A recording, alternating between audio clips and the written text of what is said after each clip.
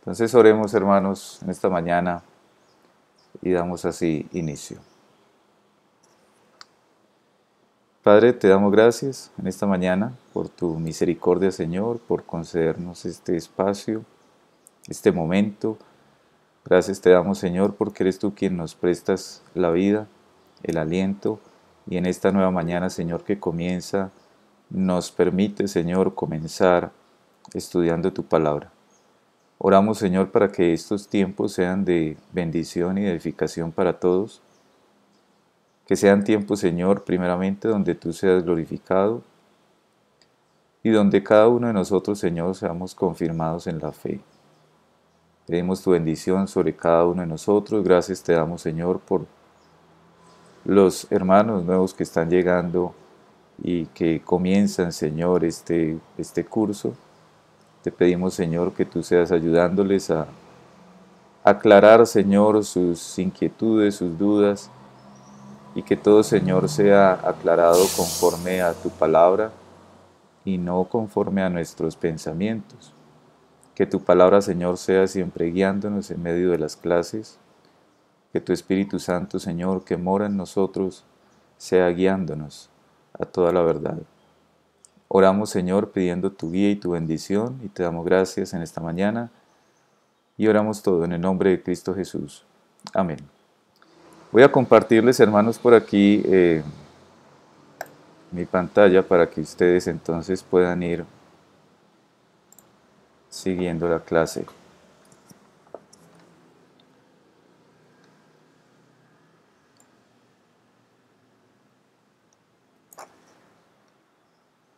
Bueno, muy bien, hermanos. Entonces, bienvenidos al curso de Confesión de Fe.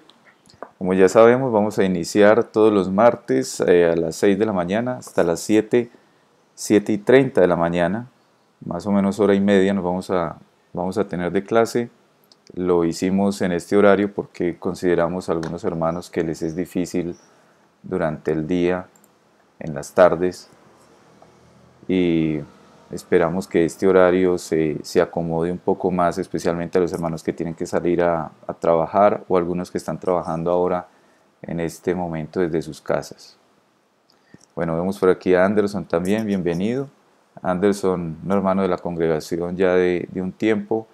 Él ya hizo la confesión de fe, pero él quiso por lo menos escuchar nuevamente el curso. También bienvenido, Anderson. Bueno, vamos a estar viendo en esta mañana, hermanos, lo que es una introducción a lo que es la confesión de fe. Y lo primero que quiero que vayamos como asimilando es qué queremos decir nosotros con una confesión de fe. ¿Qué es una confesión de fe? Y esta va a ser, hermanos, como una breve definición que vamos a estar utilizando durante todo el tiempo del curso. Ustedes saben que este curso dura más o menos unos entre 7 meses y un año. Decimos entre este tiempo porque es un espacio donde abrimos para que ustedes también participen y puedan tener claridad frente a alguna doctrina de la escritura que hayan tenido alguna dificultad. Entonces van a surgir muchas preguntas que inicialmente yo les invito, hermanos, a que hagamos uso de el chat. Ustedes ahí en la aplicación encuentran un circulito donde dice chat para que escriban por favor ahí la pregunta, y al final de cada clase vamos a tener un espacio donde vamos a poder compartir esas preguntas y dar claridad con ellas a la luz de la palabra con la ayuda del Señor. Bueno, por aquí voy a llegar también a doña Argenis, bienvenida también. Entonces, ¿qué es una confesión de fe? Es una declaración completa, precisa y ordenada de las principales doctrinas de la Biblia. Es una declaración completa, precisa y ordenada de las principales doctrinas de la Biblia. Y quisiera llamar, hermanos, su atención sobre estas tres palabras: completa, precisa y ordenada. Decimos que es una declaración completa porque contiene precisamente las doctrinas que creemos son esenciales para nuestra fe. De hecho, en la medida en que vayamos estudiando la confesión de fe, vamos a ver que dentro de cada una de las doctrinas van a surgir muchas otras doctrinas más que están dentro de la Escritura y que precisamente van a surgir en nosotros muchas preguntas. Entonces, decimos que es completa porque abarca de manera general las doctrinas más importantes. Sin embargo, van a haber dentro de ellas mismas otras doctrinas. Entiéndase, hermanos, la palabra doctrinas como enseñanzas. Entonces estamos diciendo que es una declaración completa, precisa, ordenada de las principales enseñanzas de la Biblia. Entonces es completa. Decimos que es también precisa porque digamos que los hermanos, que ya vamos a hablar un poquito más también sobre la historia de nuestra confesión de fe, porque es una confesión de fe histórica, no es una confesión elaborada por nosotros como iglesia local, como la Iglesia Bautista Evangélica de Itagüí, no fuimos nosotros los que redactamos esta confesión, es una confesión histórica. Y creemos que los hermanos que redactaron esa confesión de fe lo hicieron de manera precisa, es decir, procuraron utilizar las palabras más adecuadas para en pocas líneas resumir lo que es una doctrina bíblica. Por ejemplo, hablar de la doctrina de la palabra de Dios, que es el primer capítulo. Entonces ellos en unos cortos párrafos digamos que condensaron en palabras muy, digamos, acertadas, en la mayoría de los casos, condensaron esa doctrina bíblica acerca de la palabra de Dios, acerca de la creación, acerca de la providencia, bueno, doctrinas que vamos a estar viendo. Además decimos que es ordenada, porque la confesión de fe, pudiéramos decir, está organizada de una manera lógica. Vamos a ver, en la medida en que vayamos mirando cada una de las doctrinas, vamos a ver cómo la primera doctrina, por ejemplo, que tiene que ver con la Biblia, debe de ser ella la primera y no la segunda o la tercera, porque hay una secuencia lógica entre el capítulo 1, luego el capítulo 2, 3, 4 y 5. De hecho, hermanos, yo les voy a sugerir que en la medida en que vayamos viendo cada uno de los capítulos, vayamos tratando de formar en nuestra mente esa secuencia lógica de esas doctrinas y se van a dar cuenta que es fácil aprenderlo cuando entendemos la secuencia lógica que tiene. Pero esto es algo que vamos a estar viendo más adelante. Entonces, comenzamos con qué es una confesión de fe. Es una declaración completa, precisa y ordenada de las principales doctrinas de la Biblia. En segundo lugar, queremos que tengamos en cuenta, y voy a estar escribiendo por aquí, ¿por qué? ¿Por qué es importante tener una confesión de fe? ¿Por qué es importante tener una confesión de fe? Hermanos, nosotros creemos que es necesario que las iglesias tengan una confesión de fe, precisamente porque el tener una confesión de fe nos va a librar de falsos maestros. Pudiéramos decir que nos va a librar de herejías, nos va a librar de atender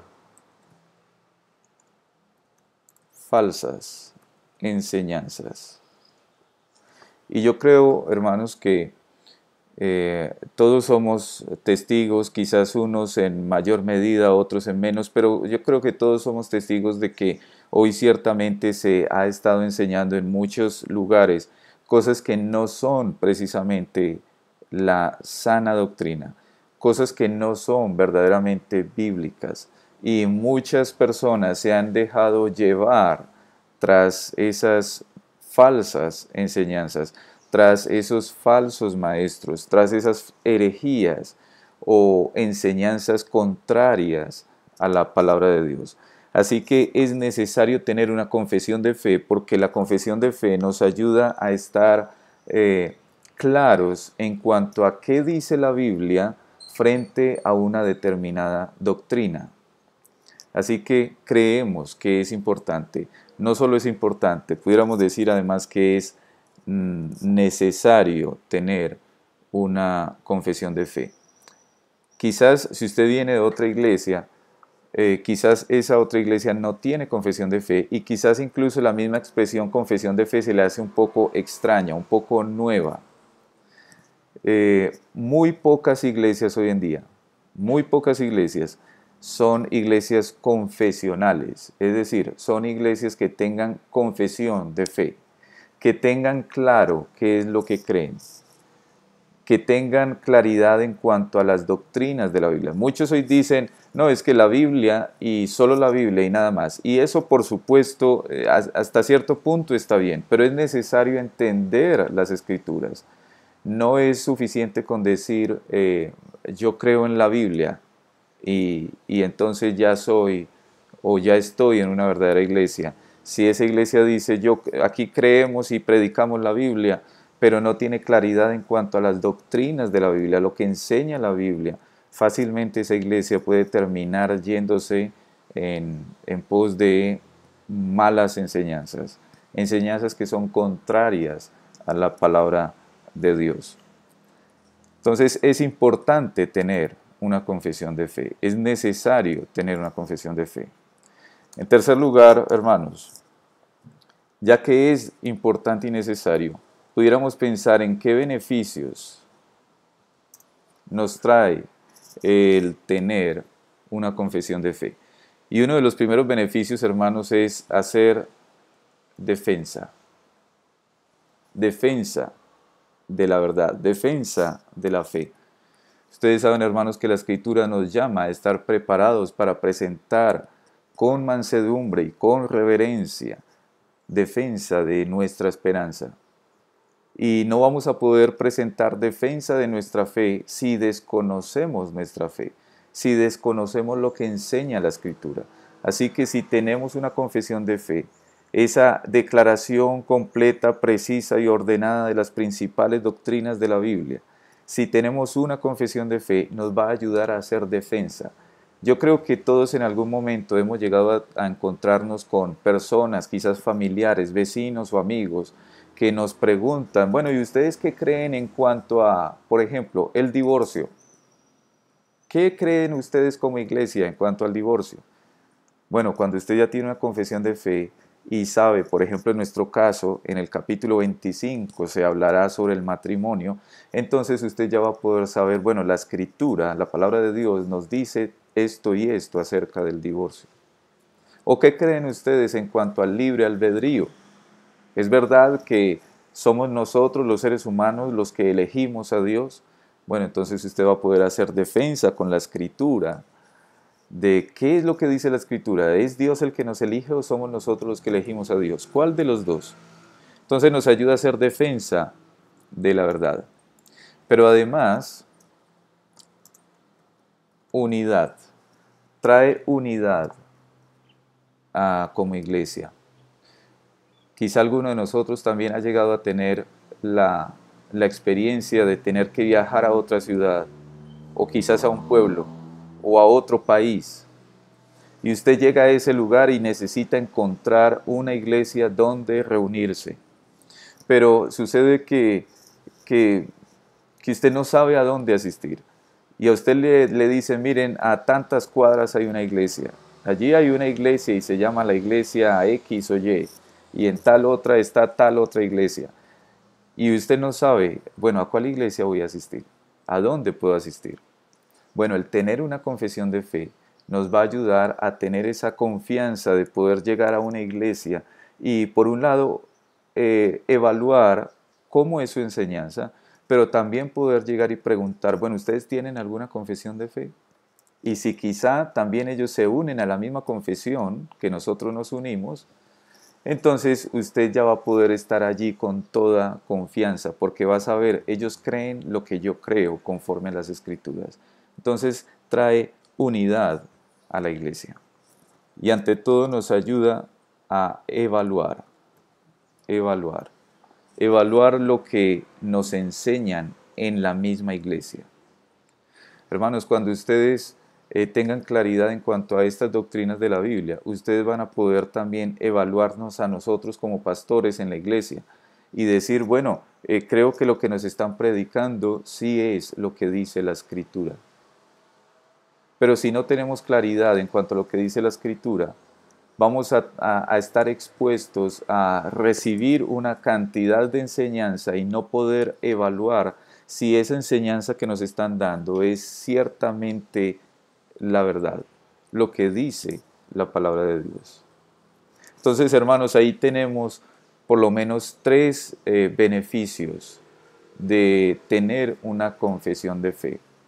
Nos ayuda a hacer defensa de la verdad, nos ayuda a tener unidad como iglesia, a poder tener también fraternidad con iglesias que tienen nuestra misma confesión de fe, porque nos va a dar como esa confianza de que estamos apuntando hacia un mismo lugar, de que estamos siendo fieles a la Escritura, de que estamos creyendo lo que dice la palabra de Dios, pero además también nos va a ayudar a evaluar lo que nos enseñan.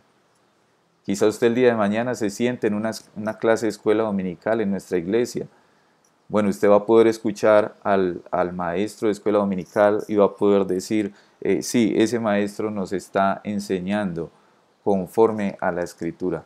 O quizás usted va a poder levantar la mano y le va a poder decir al maestro de escuela dominical, o quizás alguno de nosotros los pastores, y nos va a decir, bueno, yo creo que ahí no nos está enseñando lo que dice la palabra de Dios frente a ese tema. Así que el tener esa confesión de fe nos va a ayudar a evaluar lo que nos enseñan. Ahora, ¿cuál es nuestra confesión de fe entonces? Yo en la noche de ayer, aquí estaba mirando en el WhatsApp, yo les envié ahí en el grupo una copia de la confesión de fe a la que nosotros nos adherimos. Voy a colocarla por aquí, que es la Confesión de Fe Bautista de 1689. Y por supuesto ese 1689 es el año de la confesión. Y quiero que notemos desde ahí cómo estamos hablando de una confesión histórica, de una confesión que no se formó hace 2 o 10 años atrás, sino que se conformó hace muchos años atrás. Y estamos hablando más de 400 años atrás. Y es una confesión que a través de la historia ha sido examinada a la luz de la palabra de Dios, porque finalmente nuestra autoridad es la palabra de Dios, no es la confesión de fe. Nuestra autoridad es la palabra de Dios. Y la confesión de fe debe de estar sujeta a la palabra de Dios. Eso quiere decir, hermanos, que si en algún momento, y yo los invito a que estén muy atentos a esto, y si usted llegase a encontrar algo dentro de la confesión de fe que no se ajusta a la palabra de Dios, usted puede perfectamente compartirlo y hacer la pregunta, y bueno, ¿por qué aquí dice esto y la palabra de Dios dice aquello? ¿Sí? Si llegamos a encontrar esto, pues hermanos, tenemos que ajustar entonces la confesión de fe a la Escritura. Pero como les vengo diciendo, es una confesión de fe que ha pasado durante siglos el escrutinio, el examen de eruditos, de hombres muy estudiosos de la palabra y que han visto cómo esa confesión de fe se ajusta a la palabra de Dios. Pero como es un escrito humano, esa confesión de fe no está libre de error, y por eso yo les invito y que lo hagamos con toda libertad. Si en algún momento usted encuentra algún error, lo podemos mencionar. y vamos a confrontarlo con la Escritura, porque finalmente la autoridad nuestra no es la confesión de fe, no es este librito, ¿no?, que dice los envíe en PDF en el celular. No es este librito, sino la palabra de Dios, la Biblia. La palabra de Dios es nuestra autoridad. Quiero hacer una aclaración, hermanos, en este momento en cuanto a nuestra confesión de fe. Permítame colocar por aquí.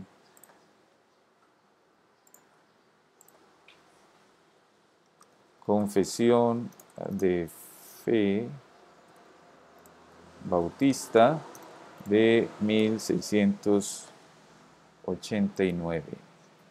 Nuestra confesión de fe viene de la confesión de Westminster. Esta confesión de fe de Westminster es una confesión presbiteriana, no bautista. Y quiero hacer claridad en esto, hermanos, porque no fueron los bautistas inicialmente los que elaboraron esta confesión de fe. De hecho, fueron los presbiterianos, nuestros hermanos presbiterianos. Frente a los bautistas y presbiterianos vamos a hablar un poco más adelante. Pero quiero hacer claridad en cuanto a esto, porque ciertamente lo que hicieron los bautistas en su momento fue tomar la confesión de fe de Westminster, que es una confesión presbiteriana, y hicieron por lo menos dos ajustes que creemos era necesario hacer a la luz de la palabra, y tienen que ver con el gobierno de la iglesia y con el bautismo de niños. Permítanme aclararles un poco sobre esto. De esto vamos a estar hablando específicamente en el capítulo 26 de nuestra confesión. Así que todavía nos falta un buen tiempo para llegar ahí, pero a modo de introducción quiero compartirles por lo menos estas dos diferencias que tenemos con los presbiterianos. Los presbiterianos son hermanos queridos nuestros y son una iglesia también de sana doctrina. Solamente tenemos, digamos, como estas dos diferencias en cuanto a nuestra doctrina, pero ellos también son una verdadera iglesia. En cuanto al gobierno de la iglesia, nosotros como bautistas creemos que cada iglesia local es autónoma. Los presbiterianos tienen un gobierno completamente diferente en cuanto a esto. Y en cuanto al bautismo, los bautistas creemos que no debemos de bautizar niños, es decir, personas que todavía no estén en la capacidad de decidir por ellos mismos que quieren bautizarse. En el caso de los presbiterianos, ellos bautizan los niños hijos de dos creyentes. Por ejemplo, si usted es casado y su cónyuge también es creyente, entonces si tienen un niño y ustedes fueran de la iglesia presbiteriana, entonces bautizarían ese niño. Pero nosotros creemos, a la luz de la palabra, que el bautismo requiere una sola cosa, y es creer. Y para creer se necesita como ese entendimiento de la palabra de Dios, para que cada uno decida creer y dé testimonio de que ha creído. Entonces, por eso los bautistas no bautizamos niños. Y el gobierno de la iglesia, creemos que debe ser un gobierno autónomo por cada iglesia local. Cada iglesia local tiene sus pastores, tiene sus ministros y tiene su membresía, y entonces ellos mismos toman sus propias decisiones como iglesia. Bueno, hermanos, hasta aquí quiero saber si tienen de pronto alguna pregunta en cuanto a lo que ya hemos mencionado. Si usted tiene alguna pregunta, puede prender su micrófono en este momento y compartirla.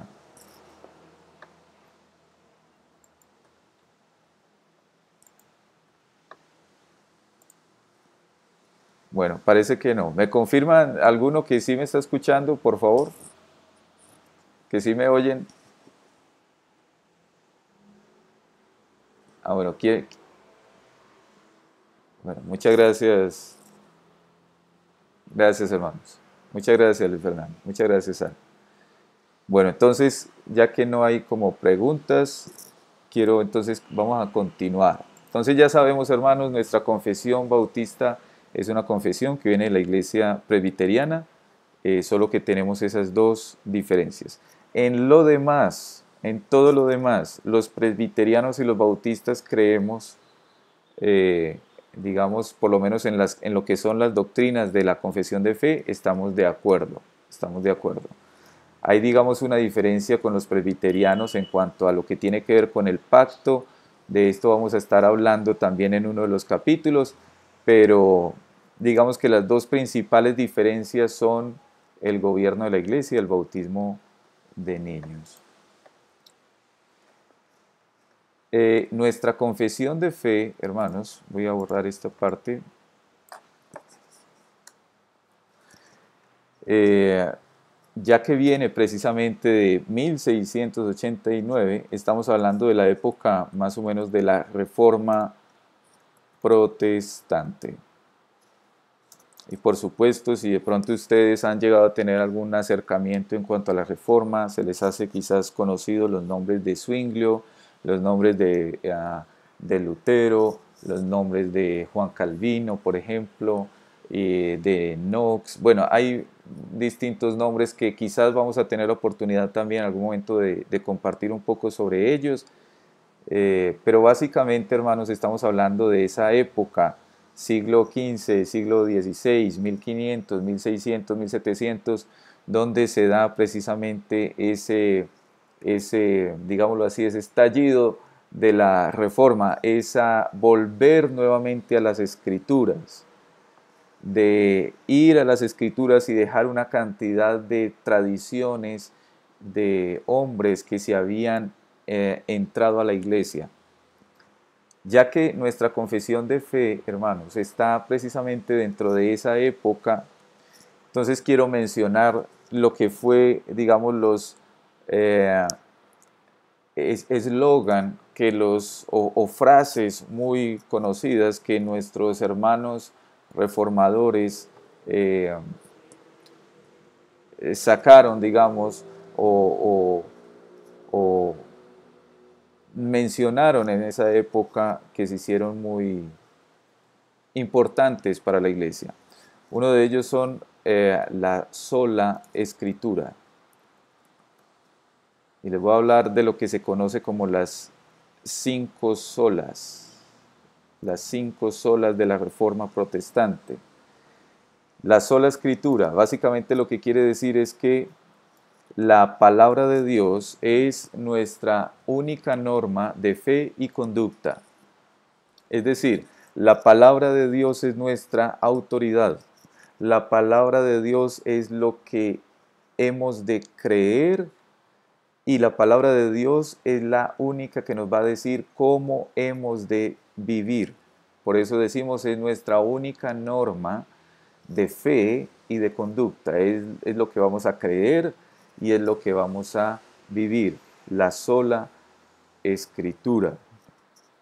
Una segundo eslogan de la reforma es la sola gracia. Sola gracia. Creemos que es solo por gracia de Dios que el hombre es salvo.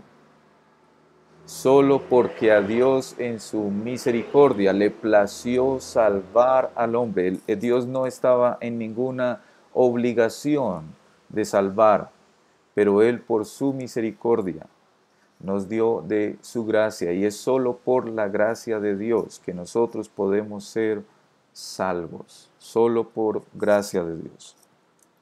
Sola fe, solo por medio de la fe en Jesucristo. Solo por medio de la fe en Jesucristo, sin las obras de la ley. Lo voy a poner por acá. Solo por medio de la fe en Jesucristo. Sin, permítame lo pongo así en mayúsculas, sin las obras de la ley. Es decir, nadie es salvo porque sea muy buena persona. Nadie es salvo porque crea cumplir los 10 mandamientos, porque ciertamente ningún ser humano cumple los 10 mandamientos. Es solo por medio de la fe en Jesucristo que una persona puede ser declarada justa, que una persona puede ser justificada y entonces ser así adoptada como hijo de Dios. Solo por medio de la fe en Jesucristo, sin las obras de la ley. Esa es la tercera sola. A ver, abramos un poco más aquí. Solo, la cuarta, solo Cristo. Esa es la cuarta sola, solo Cristo. Y lo que quiere decir, hermanos, ese solo Cristo es que solamente Cristo es el único mediador entre Dios y los hombres. No es Cristo y la Virgen, no es Cristo y el santo tal, no es Cristo y la Iglesia Bautista Evangélica de Itagüí, no es Cristo y la Iglesia X o Y, no es Cristo y, no, es solo Cristo. Solo Cristo es el único mediador entre Dios y los hombres. Solo Cristo. Y finalmente, solo para la gloria de Dios. Solo para la gloria de Dios. Y esta última sola, hermanos, lo que nos está indicando es que absolutamente todas las cosas, absolutamente todo, es para gloria de Dios. Incluso aquellas cosas, y esto lo vamos a ver con mayor claridad, por ejemplo, ahí en el capítulo 5, donde vamos a hablar acerca de la providencia, y también el capítulo 3, donde vamos a hablar acerca del decreto. Todas las cosas son finalmente para que Dios sea glorificado en todo. Todas las cosas, sin excepción alguna. Todas las cosas. Y quizás algunos de ustedes pueden estar pensando, ay, pero yo no creo que tal cosa sea para la gloria de Dios. Yo no creo que tal situación sea para la gloria de Dios. Quizás alguno de nosotros esté ahí pensando, bueno, yo no creo que esta pandemia, que esta situación en la que estamos sea para la gloria de Dios. Bueno, eso lo vamos a ver a la luz de la palabra y vamos a ver cómo la palabra confirma que todas las cosas, absolutamente todas las cosas, finalmente son para que Dios sea glorificado. Y ciertamente, hermanos, todo creyente en Cristo Jesús desea con todo su corazón que en todas las cosas Dios tenga toda la gloria. Dios reciba toda gloria, porque solamente Dios es digno de toda la gloria. No los hombres, ningún hombre, solamente Dios es digno de toda la gloria. Entonces, hermanos, ahí tenemos 5 solas que fueron, digamos, eslogan que los reformadores en su momento trajeron nuevamente de vuelta al pueblo cuando fueron a la Escritura y llamaron al pueblo a volvernos a la palabra de Dios. Y ciertamente, hermanos, cuando ustedes y yo estamos estudiando la confesión de fe, estamos también en ese camino, estamos también con ese propósito de ser fieles a la palabra, de ir a la Escritura, de creer lo que dice la Escritura. No una iglesia bautista, no el pastor fulano de tal, no el hermano querido fulano de tal, sino lo que diga la Escritura. Y hermanos, el propósito de estas clases es precisamente que ustedes se capaciten en poder hacer defensa, no, no de la confesión de fe, no con la confesión de fe, sino con la palabra, con la escritura, con la escritura. Que ustedes puedan ir a la palabra y decir, mire, yo creo esto porque la palabra de Dios dice esto, esto y esto. Muy bien, hermanos. ¿Alguna pregunta de estas solas? Si la hay, si no la hay, pues bueno, espero que esté siendo claro, hermanos. En esto a veces cuando no hay preguntas uno se queda como pensando, bueno, ¿será que o lo entendieron todo muy bien o de pronto es que no lo entendieron? Pero bueno, espero que sí, hermanos, estén logrando entenderlo.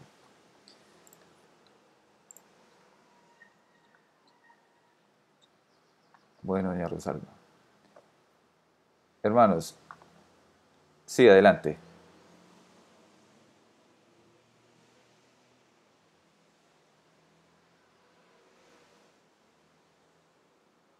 Bueno, muy bien, Harlow. Vamos entonces, hermanos, ahora a... Quiero compartirles también, antes de entrar al capítulo 1 de la confesión, lo que son las doctrinas de la gracia, que también vamos a estar mirando durante el estudio de la confesión. La primera doctrina de la gracia es lo que se conoce como depravación total. ¿Alguno de los hermanos tiene de pronto una idea de qué es depravación total?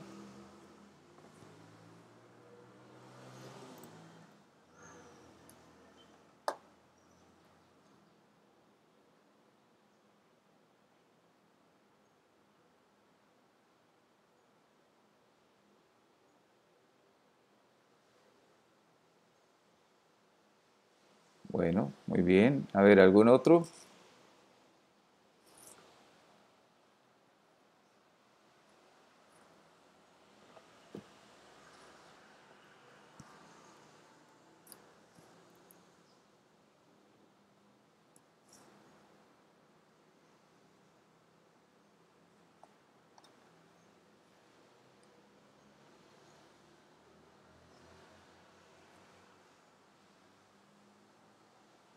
Amén. Bien.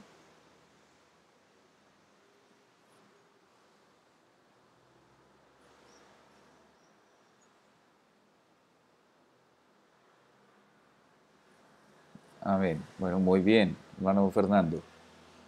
Depravación total, hermanos, básicamente lo que quiere decir es que todos nosotros nacemos en condición de pecadores.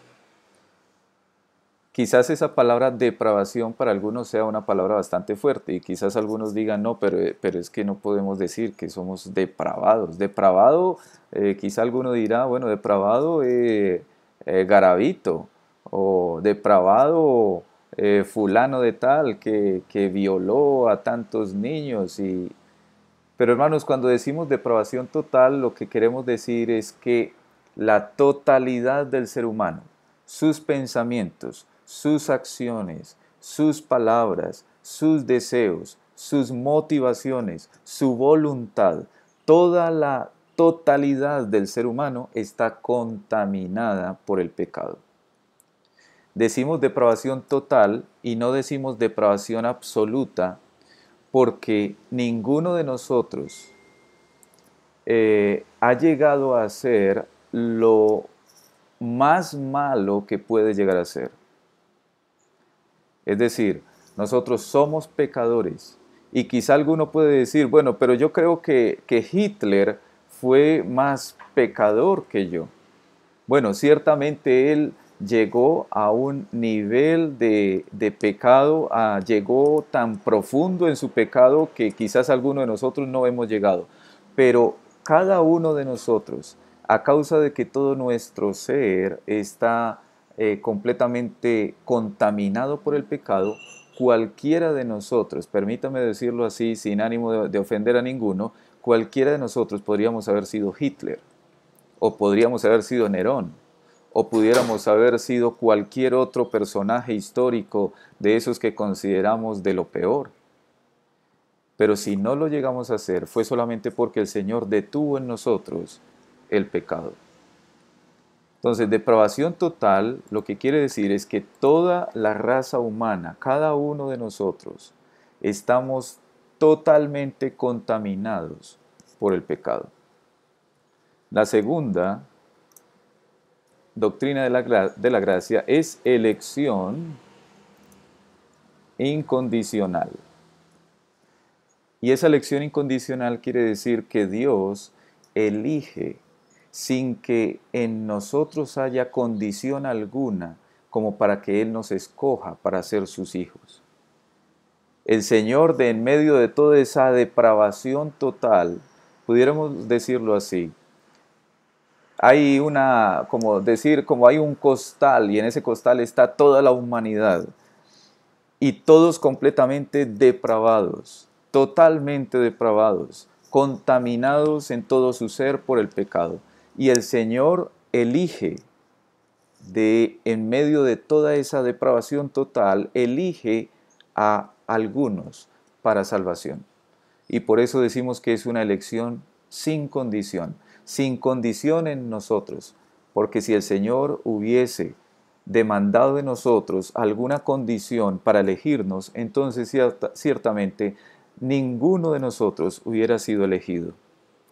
Elección incondicional. Dios elige de en medio de toda esa humanidad que está en depravación total, elige a algunos para salvar. La tercera doctrina de la gracia es expiación limitada. Expiación limitada quiere decir que Cristo Jesús solamente muere por aquellos que Dios eligió incondicionalmente de en medio de toda esa humanidad depravada. Cristo Jesús solamente muere por su pueblo. Cristo Jesús no muere por todo el mundo. Cristo Jesús solamente muere por su pueblo. Y todas estas doctrinas, hermanos, las vamos a ir aclarando muchísimo más en la medida en que vayamos avanzando por toda la confesión de fe. Así que si usted tiene de pronto alguna inquietud en cuanto a estas doctrinas, créame que en la medida en que vayamos avanzando usted va a ir teniendo más claridad.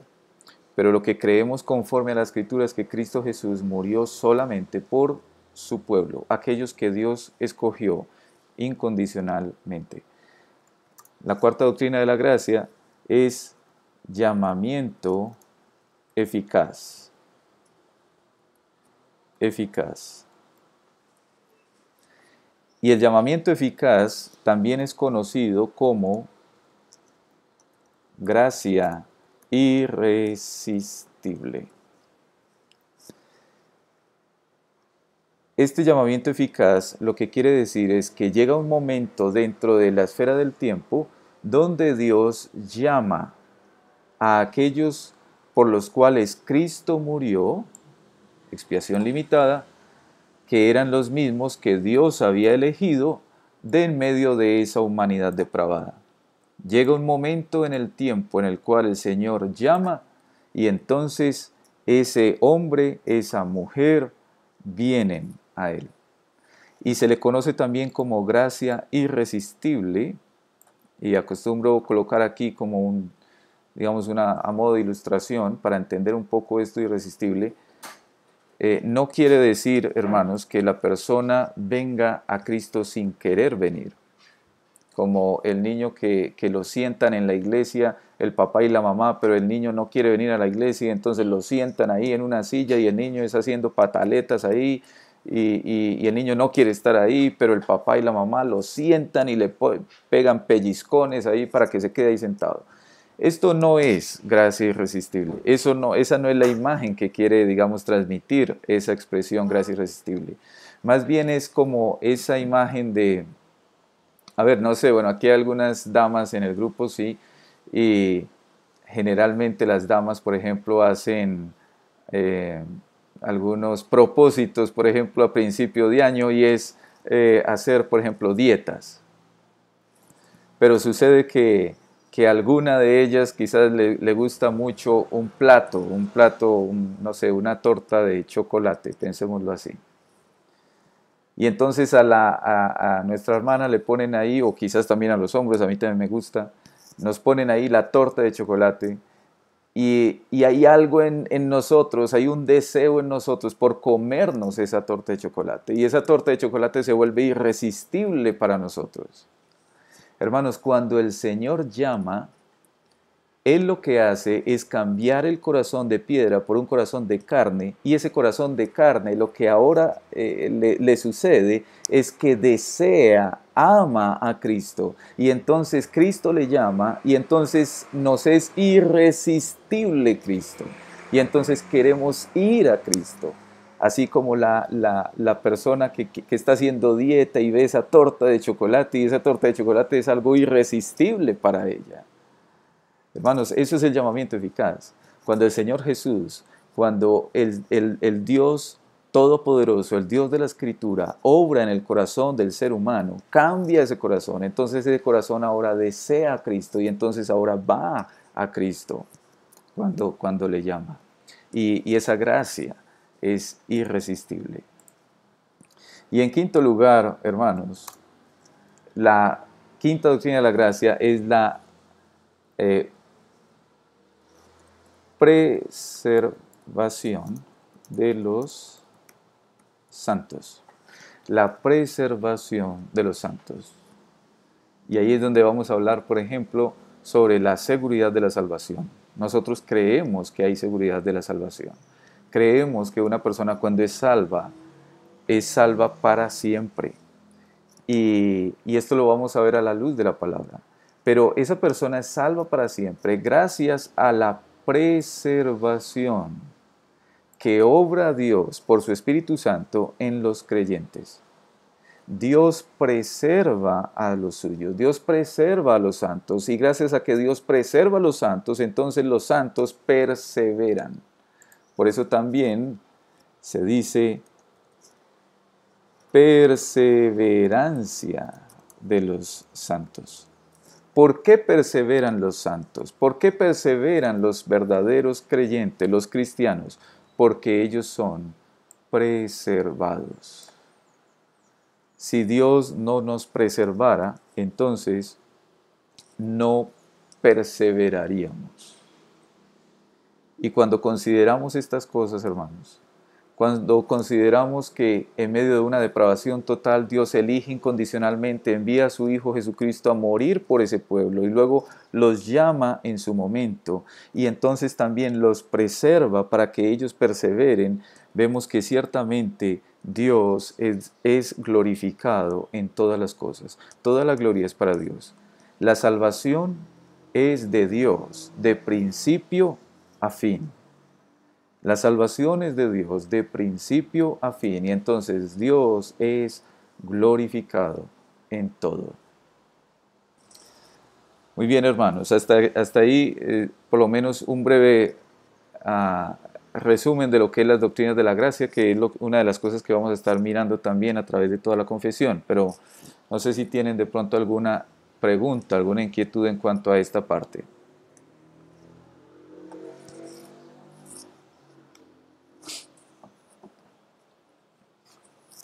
Bueno, no hay preguntas. Entonces,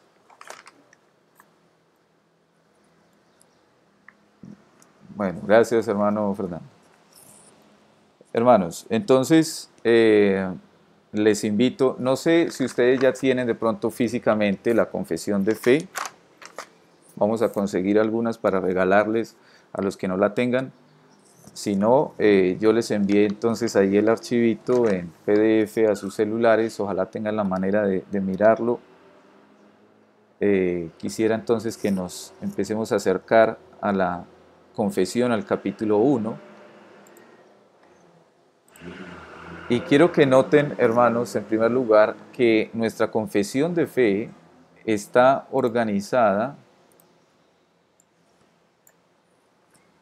como lo que se conoce como una teología sistemática. Hay un orden, como les decía ahora también, un orden lógico dentro de nuestra confesión de fe.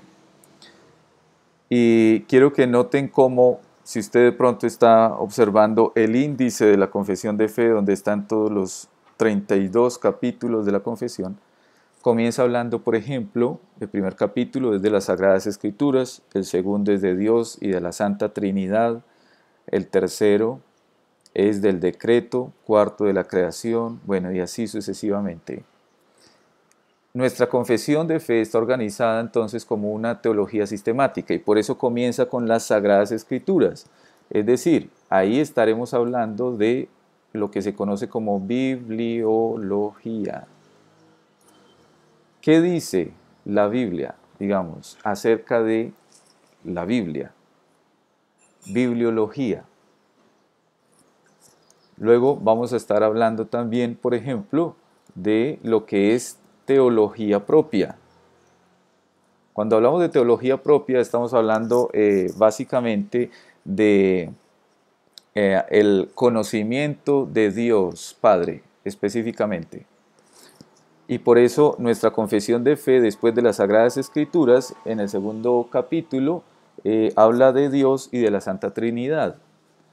Entonces vamos a hablar de teología propia y de también lo que se conoce como neumatología. Neumatología, neuma es aliento o es espíritu, y lo que se enseña específicamente en la neumatología es, digamos, la doctrina del Espíritu Santo. Teología propia, estamos hablando de Dios Padre. En bibliología, estamos hablando de la Biblia, de qué dice la Biblia acerca de sí misma.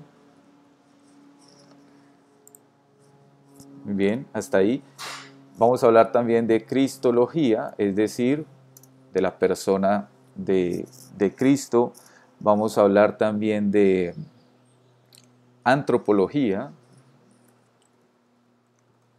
Antropología tiene que ver, antropos, hombres, entonces estamos hablando de la doctrina acerca del hombre. Específicamente ahí vamos a hablar, por ejemplo, del pecado, de la caída del hombre en el pecado, por ejemplo, de la condición en la que ahora está el hombre. Vamos a hablar de soteriología. Soteriología, soter es una palabra también griega que es salvar. Entonces vamos a hablar de la doctrina de la salvación.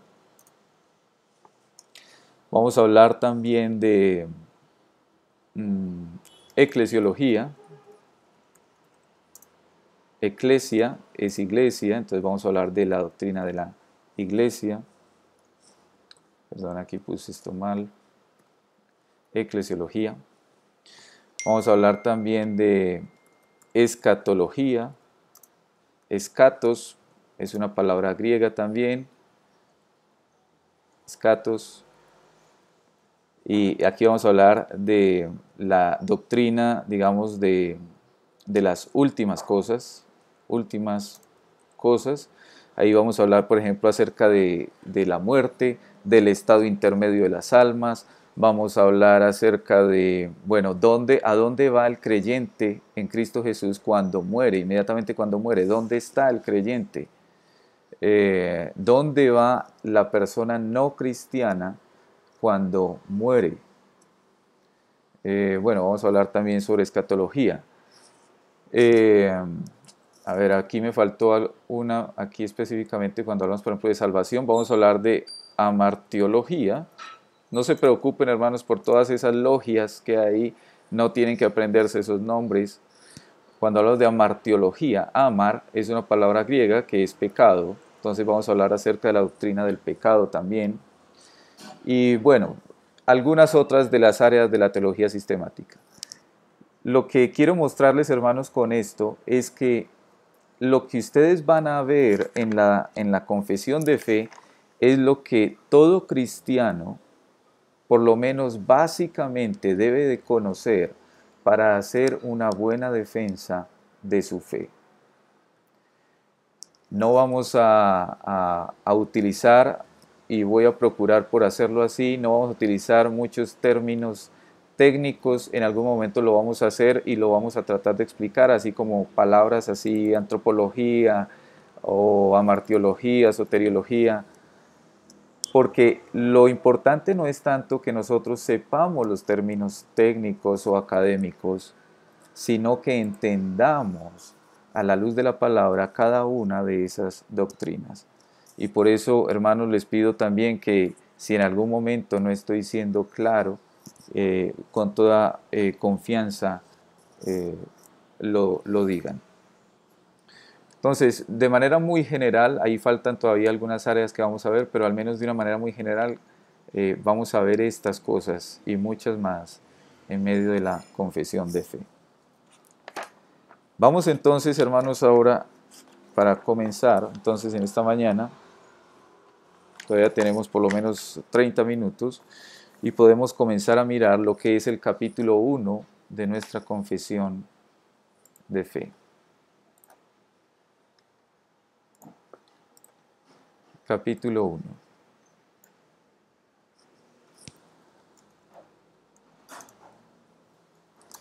Como ustedes ven, la confesión de fe lo titula De las Sagradas Escrituras. Y espero, hermanos, que ustedes tengan ahí a la mano entonces la palabra del Señor para que entonces vamos a ir ahora sí a la palabra. La dinámica que siempre utilizamos en el estudio de la confesión de fe es que primero miramos qué dice la Escritura, luego miramos qué dice la confesión de fe y luego entramos a lo que es la explicación de ese punto de la confesión de fe a la luz de la palabra. Entonces lo primero es qué dice la Escritura. Entonces preguntémonos qué enseña la Biblia acerca de sí misma. Les invito entonces a que vayamos a 2 de Timoteo, capítulo 3, versículo 15 al 17.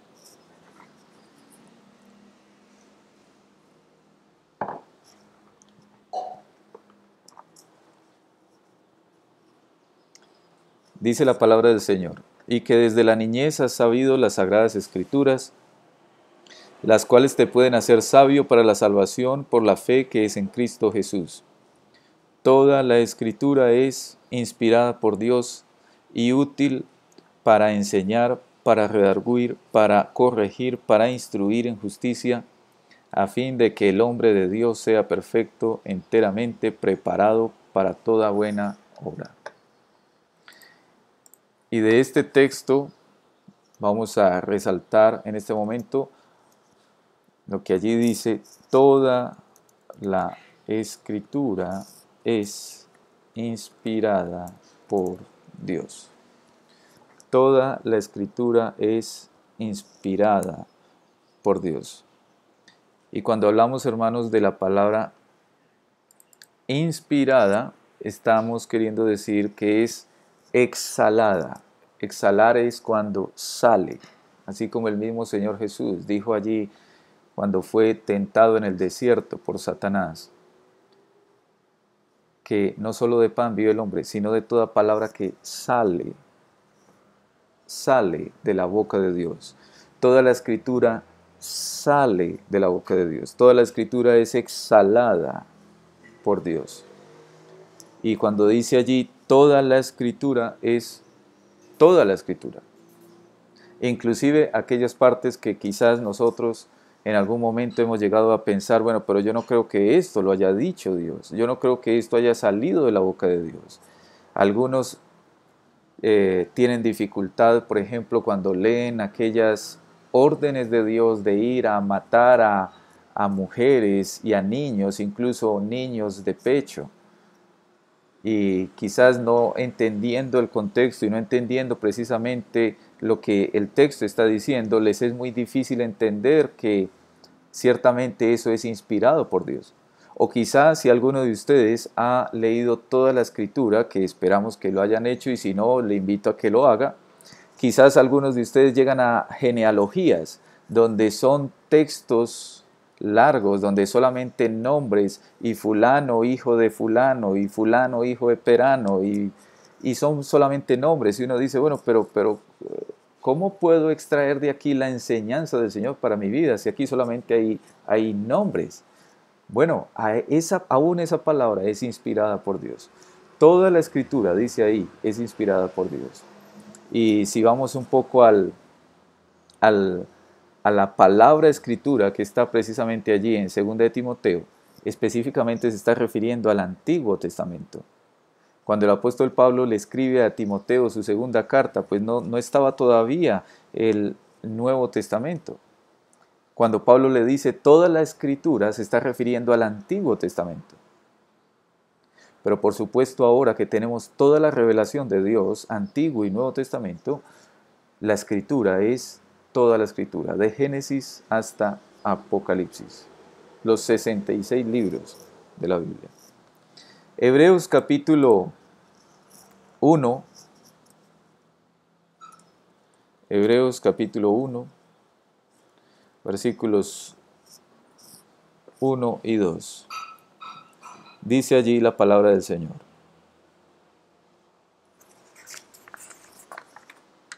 Dios, habiendo hablado muchas veces y de muchas maneras en otro tiempo a los padres por los profetas, en estos postreros días nos ha hablado por el Hijo, a quien constituyó heredero de todo y por quien asimismo hizo el universo. Y quiero que notemos, hermanos, de este texto de Hebreos, la parte donde dice, en estos postreros días nos ha hablado por el Hijo. Y como vamos a ver también un poco más adelante en este capítulo, el Hijo es el Verbo, el Hijo es la palabra viva de Dios. Y entonces decir que en estos postreros días nos ha hablado por el Hijo, es decir que hoy el Señor nos habla con la palabra, con la escritura, con la Biblia. Ya no nos habla por sueños, ya no nos habla por visiones, ya no nos habla por revelaciones extrabíblicas. Ya no podemos decir, es que el Señor me dijo esta semana en un sueño tal cosa. Porque ahora el Señor nos habla es por medio de la palabra revelada, la palabra escrita, la Biblia. Y en cuanto a esta postura nuestra, en cuanto a dones, por ejemplo, o más bien revelaciones extrabíblicas y sueños y visiones, esto lo vamos a ver también más adelante.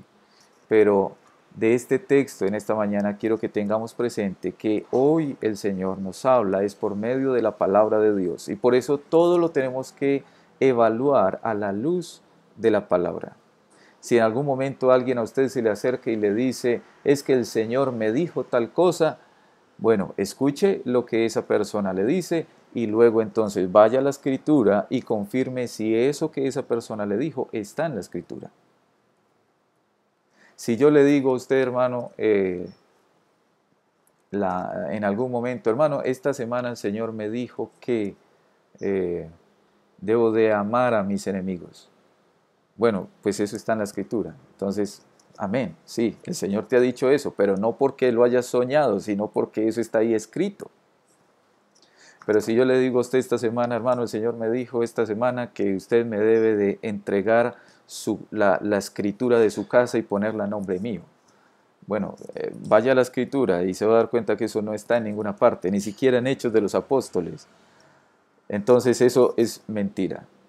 Nosotros creemos hoy que el Señor nos habla es a través de la palabra escrita, la escritura.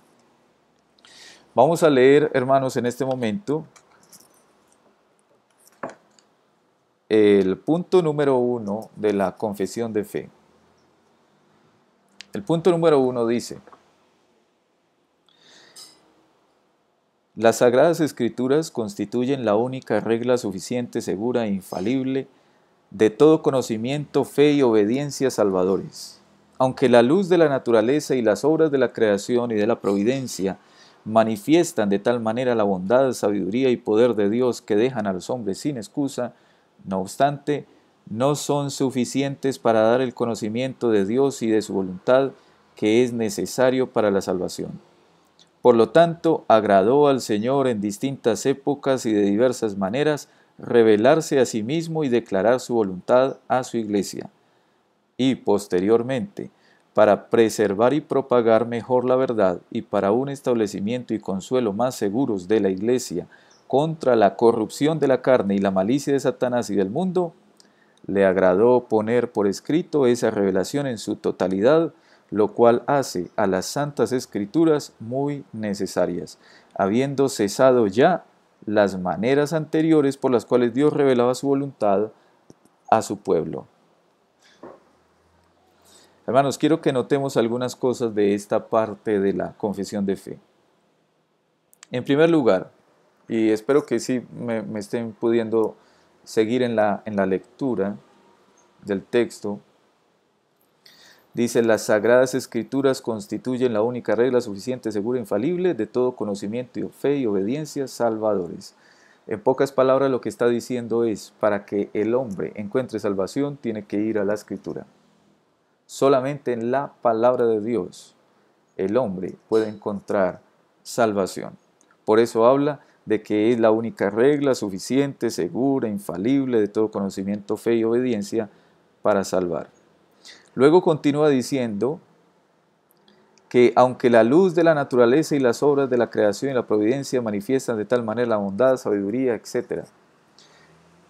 Hermanos, lo que ahí básicamente está diciendo es que pudiéramos decirlo de esta manera. Hay dos libros, digámoslo así, en los que Dios se ha revelado. ¿Alguno de ustedes puede decirme cuáles son esos dos libros en los cuales Dios se ha revelado?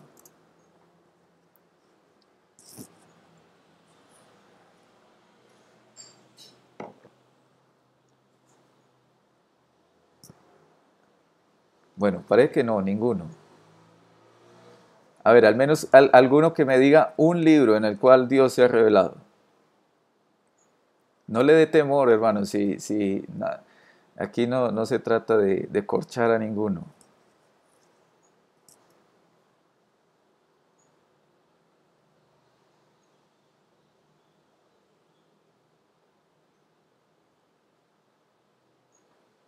Bueno. Amén. Bueno, muy bien, hermano.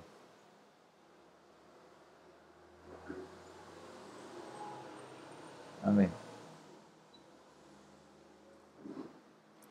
Amén. Bueno, muy bien. Gracias, hermano Fernando.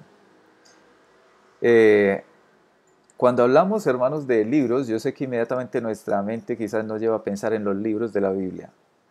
El primer libro, básicamente, en el cual el Señor se reveló, y permítame colocarlo así entre comillas, porque ciertamente no es un libro, pero para entenderlo. El primer libro es la creación. Mire lo que dice la confesión de fe. Aunque la luz de la naturaleza y las obras de la creación y la providencia manifiestan de tal manera la bondad, sabiduría y poder de Dios que dejan a los hombres sin excusa, en pocas palabras, hermanos, cuando el ser humano observa la creación, queda sin excusa para adorar al Creador. Aún en aquellos hombres y mujeres que insisten, por ejemplo, en la evolución, aún en aquellos hombres y mujeres que insisten en que Dios no fue el creador de todo, aún dentro de ellos mismos saben muy bien, porque eso está puesto en sus corazones. Ellos saben que sí hay un creador. La misma creación, cuando ustedes y yo observamos la perfección de la creación, las plantas, los animales, el aire, el agua, el cielo, las nubes, todas las cosas que el Señor creó, todas ellas, dice allá en Romanos, dejan a los hombres sin excusa. Y cuando dice allí que los dejan sin excusa, es sin excusa para adorar. Ningún ser humano el día de mañana va a tener excusa para decir delante de Dios: yo no sabía que tú eres real, porque el primer libro donde Dios se reveló fue precisamente la creación. Por eso dice allí en Romanos capítulo 1 que el poder, la divinidad de Dios se hacen claramente visible por medio de las cosas hechas, dejando a los hombres sin excusa. Entonces el primer libro en el cual Dios se revela es la creación. Dice allí la confesión de fe: aunque la luz de la naturaleza, las obras de la creación, etcétera, manifiestan de tal manera la bondad, la sabiduría, el poder de Dios que dejan a los hombres sin excusa, no obstante, dice allí la confesión, no son suficientes para dar el conocimiento de Dios y de su voluntad que es necesario para salvación. En otras palabras, hermanos, el ser humano puede quedarse mirando y contemplando. Nosotros podemos deleitarnos en que hay un creador y ciertamente adorar al creador. Pero ningún hombre va a conocer el plan de salvación mirando la creación, haciendo avistamiento de aves, contemplando los pájaros, por ejemplo. Ningún hombre puede llegar a la salvación contemplando los pájaros o mirando las montañas. Ningún hombre. Y por eso ahí la confesión lo que dice es: la creación no es suficiente para darnos el conocimiento de Dios y de su voluntad que es necesario para la salvación.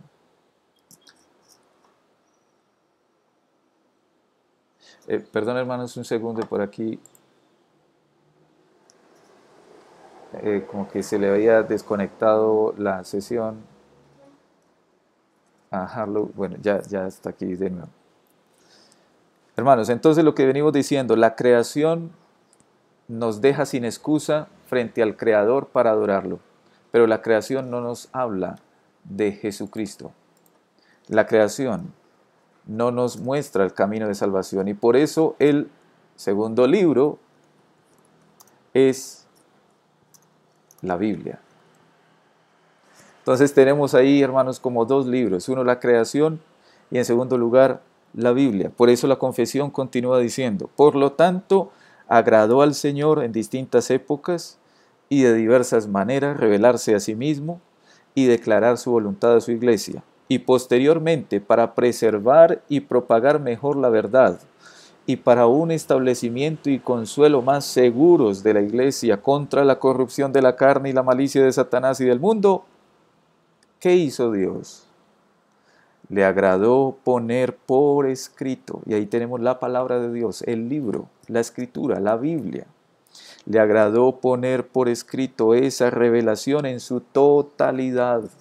Y notes, hermanos, cómo la confesión de fe nos recuerda ahí, es que la revelación está completa, está total, no le falta nada. Y por eso no podemos tampoco hoy estar diciendo: el Señor me dijo tal cosa, cosas extrabíblicas, cosas que están fuera de la palabra de Dios.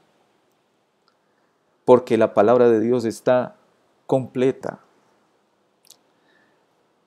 Le agradó poner al Señor por escrito esa revelación en su totalidad, lo cual hace a las santas escrituras muy necesarias, habiendo ya cesado las maneras anteriores por las cuales Dios revelaba su voluntad a su pueblo. Hermanos, y en cuanto a esto de la escritura,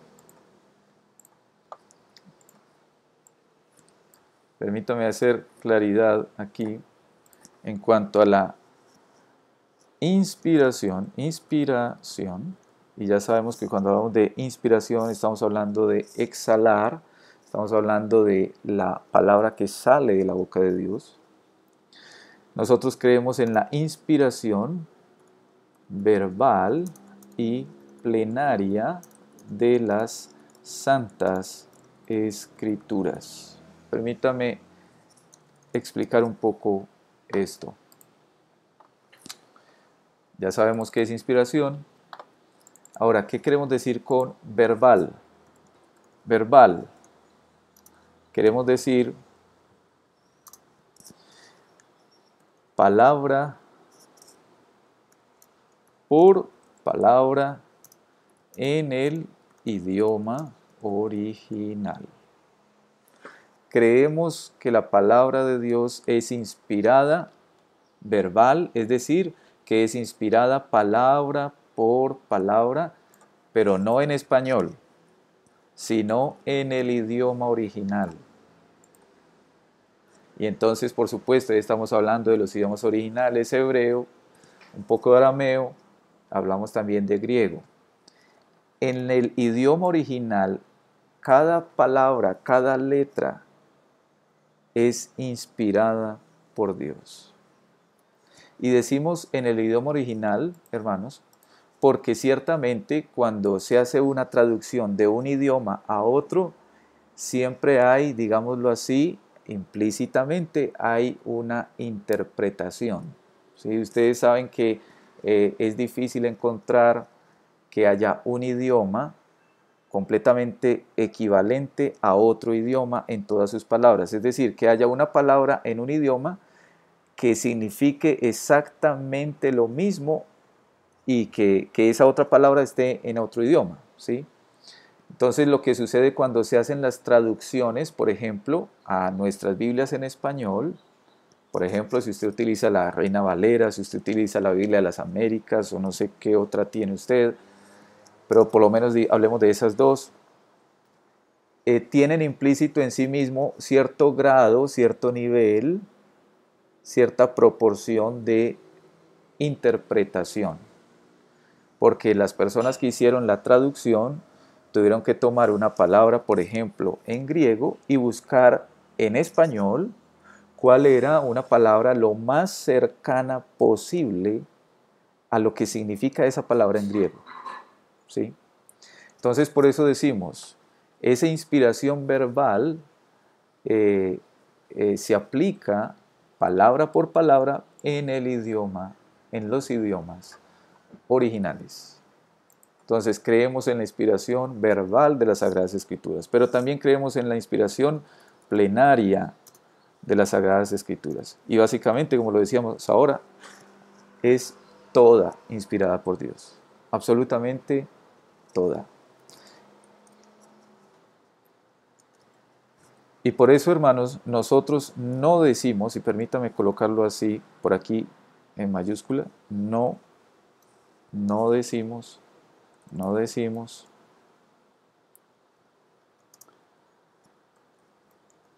la Biblia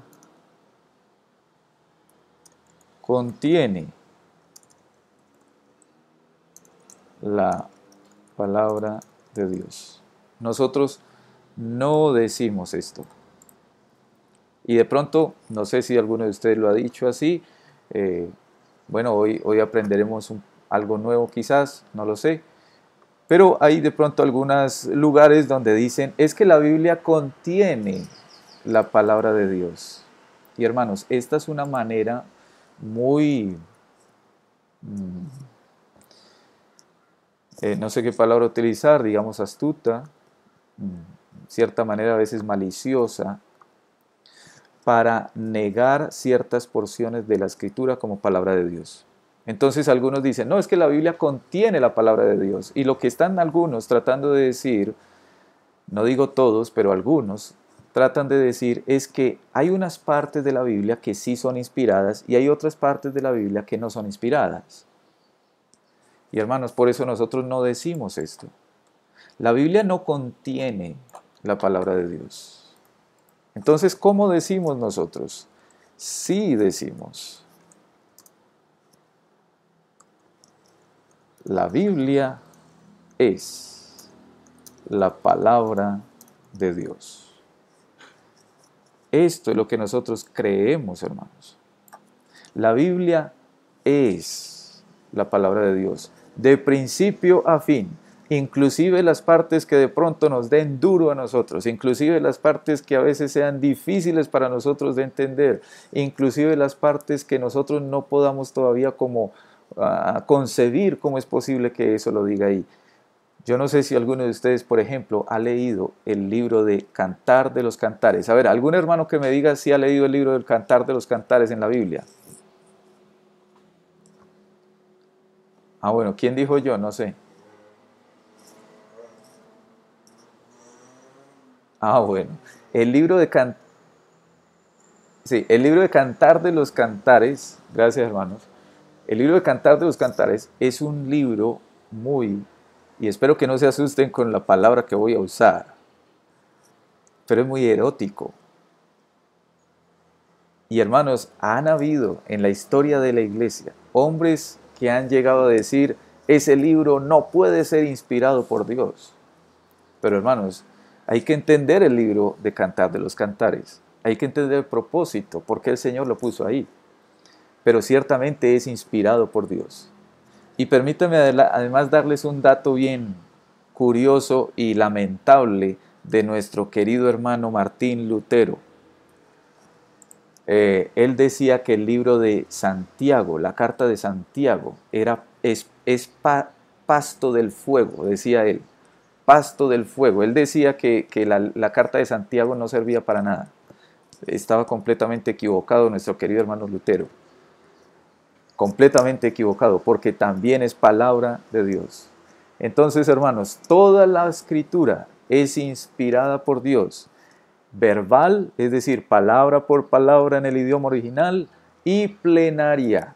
Creemos en la inspiración verbal y plenaria de las Sagradas Escrituras.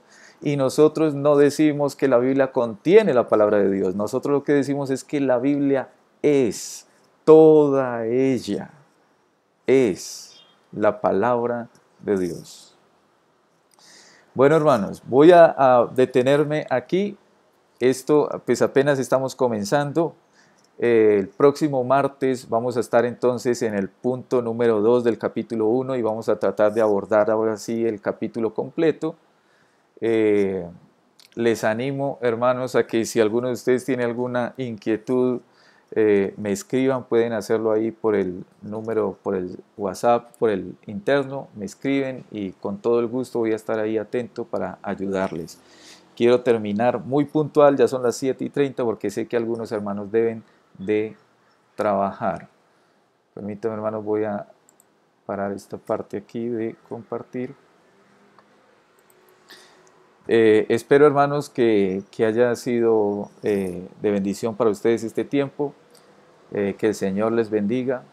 Muchas gracias por haberse conectado. Les espero el próximo martes, 6 de la mañana. Y ya saben que pueden contactarme por el WhatsApp si tienen de pronto alguna inquietud y quieren que les ayude. Vamos a orar, hermanos. Vamos a orar para que terminemos.